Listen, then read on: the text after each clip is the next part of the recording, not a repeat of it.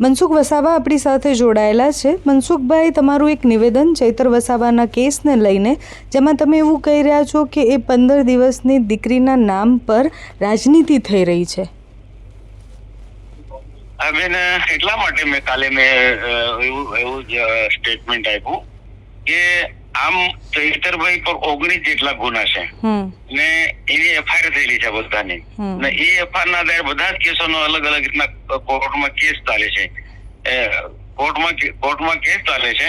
તો અને જેમાં આ જંગલ ખાતાના જે કર્મચારીઓ છે તેમને જે મારામારી કરી એનો પણ આ કેસ ચાલે છે રાજપીપળા સેશન કોર્ટમાં. તો એના આ સેશન કોર્ટમાં અલગ અલગ મહિનામાં 1 કે 2 વખત જે તારીખો પડતી હતી, જે આટલી જ તારીખો પડી એ દરમિયાન ચૈતરભાઈ પણ કોર્ટમાં તારીખમાં હાજર રહેતા હતા, એની સાથે 8-9 જે માણસો એ પણ હાજર રહેતા, એમાં આ બેનો પણ હાજર રહેતા હતા.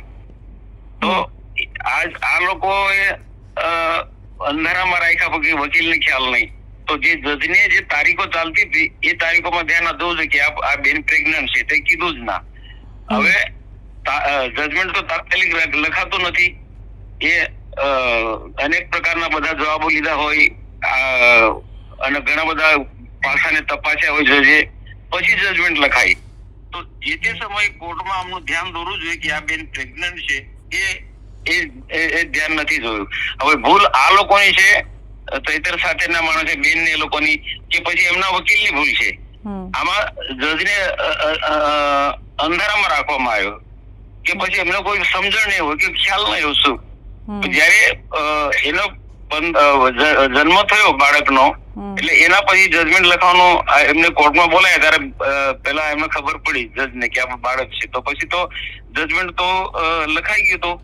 તો આ જે ખરેખર આ એમની સાથે વિદ્વાન માણસો છે, એ ચૈતરભાઈના જે આટલા પ્રકારના ગંભીર પ્રકારના જે કેસ ચાલે છે સેશન કોર્ટમાં, તો એમના જે મોવડીઓ જે છે, ગોપાલ ઇટાલિયા હોય કે બીજા વિદ્વાન જે માણસો એમની સાથે જે ટીવીમાં બધું એમને ઇન્ટરવ્યુ હતું, એ લોકોએ આ ચૈતરભાઈના આ જે કેસની કેમ ચિંતા નથી કરી? તો ખરેખર જે તે સમયે આ ચિંતા કરી હોત તો આ બેનની જે સ્થિતિ છે એમની ખ્યાલ આવી ગયો હોત. એ જે એમના વકીલની જવાબદારી છે કે જજને ધ્યાન દોરવાનું કે આ ભાઈ પ્રેગ્નન્ટ છે ને એને કંઈક ને કંઈક, એટલે કાયદામાં કંઈક ને કંઈક એને એ જોગવાઈ થઈ હોત, એને મુક્તિ મળતી એ બેનને.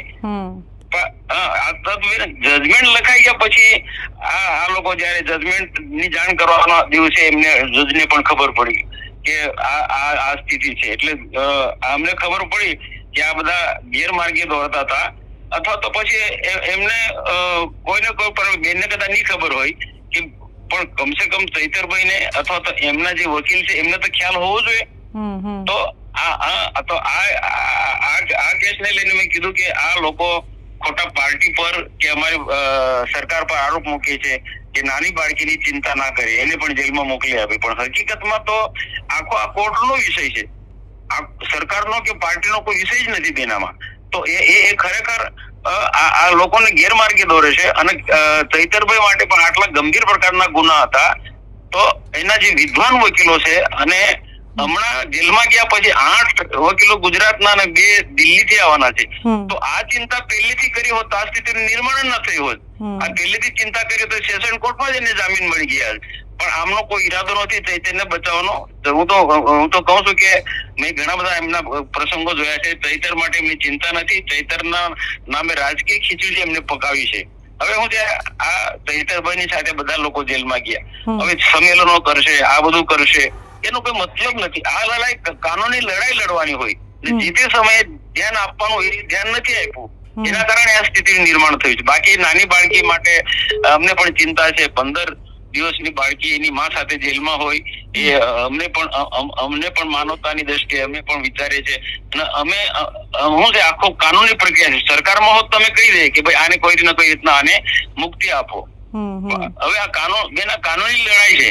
હવે આમાં તો હવે જે એને કેમ કરીને છોડાવવું, આજે હાઈકોર્ટમાં કેમ કરીને જવું, અને જેમ બને તેમ એ નાની દીકરી બાળકી અને એની માને હું તો કે બધી જ જે મહિલાઓ છે બધી જ મહિલાઓને મુક્તિ મળવી જોઈએ. ચૈતરના ધર્મ પત્ની છે કે છે બધાને કે જે ઝઘડો જે થયો છે મારામારી થઈ ચૈતરની સાથે 2-4 લોકો અને ફોરેસ્ટના લોકો સાથે મારામારી આ લોકો તો કદાચ ઇન્વોલ્વ ના બી હોઈ શકે બેનો, પણ છતાં એફઆઈઆર માં જે વસ્તુ આવી એ એફઆઈઆર ના આધારે કોર્ટમાં કેસ ચાલ્યો. હવે આખો તો વિષય કાનૂની કાયદાકીય રીતના આખો વિષય છે, કાનૂની દ્રષ્ટિએ આખો બધું વિચારવા વાળો છે. આમાં સરકાર કે પાર્ટી પર ખોટો આ લોકો આરોપ મૂકે છે અને આ રાજકીય પ્રસિદ્ધિ મેળવવા માટે આ બધા સ્ટન્ટ કરે છે. એટલે મેં ગઈકાલે આખું સ્ટેટમેન્ટ આપ્યું હતું કે ભાઈ ચૈતર માટે ચિંતા નથી આ લોકોને, એમના રાજકીય પ્રસિદ્ધિ માટે બધા કાર્યક્રમો કરી રહ્યા છે. પણ આમાં કોનો ફાયદો મનસુખભાઈ, તમે જે કહી રહ્યા છો એમાં? ચૈતરભાઈ જેલમાં જાય, ચૈતરનો પરિવાર તો દુઃખી જ છે. આમાં આમ આદમી પાર્ટીના લોકો આખા ગુજરાતમાં આંદોલનો કરે છે, તાલુકા સરઘસો કાઢે છે, આ કરે એટલે અને લોકોને ખોટા ગેરમાર્ગે દોરી રહ્યા છે બેન. ખોટે ગેરમાર્ગે લોકોને તો ખબર જ નહીં ને, સરકાર પર આરોપ મૂકે, અમારા પાર્ટી પર આરોપ, લોકોને થોડો બધું ખબર કે આ ટોટલી પ્રક્રિયા કાનૂની પ્રક્રિયા છે અને જે તે સમય એમને ધ્યાન આપવું જોઈએ તે ધ્યાન નથી આપ્યું, લોકોને તો ખબર જ નહીં. તો એ ખરેખર આનાથી જે એ રાજકીય ફાયદો લેવા માટે આ પ્રકારના બધા નાટક કરે છે. પણ ચૈતરભાઈનો પરિવાર તો એવું કહે છે કે તાલુકા પંચાયત અને જિલ્લા પંચાયતના પરિણામો આવ્યા, ચૈતરભાઈ અને આદિવાસી વિસ્તારમાં જે પરિણામ આવ્યા એ બધું જ જોઈને હવે ભારતીય જનતા પાર્ટીનું આ ષડયંત્ર છે અને આગળ 2027ની તૈયારી કરી રહ્યા છે એમને જેલમાં મોકલીને. બેન આ વાત સાથે બિલકુલ સુસંગત બેસતું નથી. તાલુકા પંચાયત જિલ્લા પંચાયત નું રિઝલ્ટ એ વસ્તુ અલગ છે. આ તો કોર્ટમાં આખી પ્રક્રિયા ચાલતું હોય ને. ચૈતરભાઈ ની સામે એફઆઈઆર 19 જેટલી એફઆઈઆર નોંધાયેલી છે. એમાંનો આ એક ભાગ હતો ફોરેસ્ટના કર્મચારીને જે 1 વર્ષ પહેલા બે બીટગાર્ડ એક ફોરેસ્ટર ને માર્યા, તેના ઘરમાં બોલાવીને જે તે સમયે આ લોકો એફઆઈઆર થયેલી એ તારીખો પર તારીખો ચાલતી હતી. તો આમાં સરકારનો કે પછી તાલુકા પંચાયત ને જિલ્લા પંચાયત ભાજપે ગુમાવીને એ લોકો સત્તામાં આવ્યા છે અને 2027 ની તૈયારી માટે આ તદ્દન રાજકીય બધી આ તો વાતો છે, રાજકીય લાભ ખાવા માટે આ લોકોને ગેરમાર્ગે દોરી રહ્યા છે. મનસુખભાઈ, પરિવાર એટલે વર્ષાબેન સાથે સવારે જ મારી વાત થઈ, એવા આક્ષેપ પણ કરી રહ્યા છે કે ચૈતરભાઈને અનેકવાર ઓફરો મળી છે અને હવે એમને દબાવવા માટે આ ફટાફટ કેસ પણ ચલાવવામાં આવ્યો અને એમને સજા પણ આટલી ફટાફટ મળી ગઈ. બેન, આજે રાજપીપળા માં જે કેસ આવા કોઈ મોટા કેસો નથી અને કોર્ટનું પણ એવું છે કે જે વીવીઆઈપી લોકો હોય કે આવા લોકોના કેસો ઝડપથી પૂર્ણ કરવા, એમપી હોય, એમએલએ હોય, આખા રાજ્ય આખા દેશની અંદર બહુ ઝડપથી ચલાવવાના હોય. મનસુખભાઈ, એવા તો 40 એમએલએ છે કે જેમના ઉપર ગંભીર ગુનાઓ લાગેલા છે ને કેસ ચાલુ જ છે હજી જેલ મતલબ કોર્ટમાં. તો બેન, એમના વકીલે આ દલીલો કરવી જોઈએ ને. એમના જે વકીલો હોય આ બધા અલગ અલગ જે દાખલા હોય દાખલા આપવા જોઈએ. એમના વકીલો આવી કોઈ એમના બચાવમાં કોઈ દલીલો નથી કરી ખરેખર તો. અને જજ કઈ પાર્ટી સાથે જોડાયેલો વ્યક્તિ થોડો હોય, જજ તો એને કાયદાને ધ્યાનમાં જે કોર્ટની અંદર જે દલીલો થતો એને ધ્યાનમાં રાખીને જજમેન્ટ લખે. 2 તારીખે એક કાર્યક્રમ પણ છે, આદિવાસી સંમેલન પણ થવાનું છે આવતીકાલે બેન. હવે આ જે ટોટલી પ્રક્રિયા એ સેશન કોર્ટમાંથી આ જજમેન્ટ આવ્યો, હવે હાઈકોર્ટમાં જવું જોઈએ તો કાનૂની પ્રક્રિયામાં પસાર થવું જોઈએ, કાનૂની દ્રષ્ટિએ આ લડાઈ લડવી જોઈએ. બાકી શક્તિ પ્રદર્શન કરવા કે સરકારની સામે આંદોલન કરવું કે આ બધા આરોપ મૂકવા બધું એ બધું યોગ્ય નથી. તો આનાથી એમને નુકસાન થવાનું છે. કાયદાકીય લડાઈ લડવી જોઈએ. આવતીકાલે જે એમના જે શક્તિ પ્રદર્શન કરવાના છે, પેલા જિલ્લે તાલુકે આખા કાર્યક્રમો કર્યા ચૈતરભાઈના સમર્થનમાં અને હવે આવતીકાલે ડીજેપડામાં એક મોટી રેલી છે.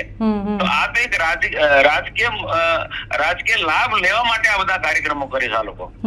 મનસુખભાઈ, બીજા પક્ષના જેટલા પણ આદિવાસી નેતા છે એ પણ ચૈતરભાઈને સમર્થન આપી રહ્યા છે. તમે આદિવાસી નેતા તરીકે ચૈતરભાઈને સમર્થન આપવાના?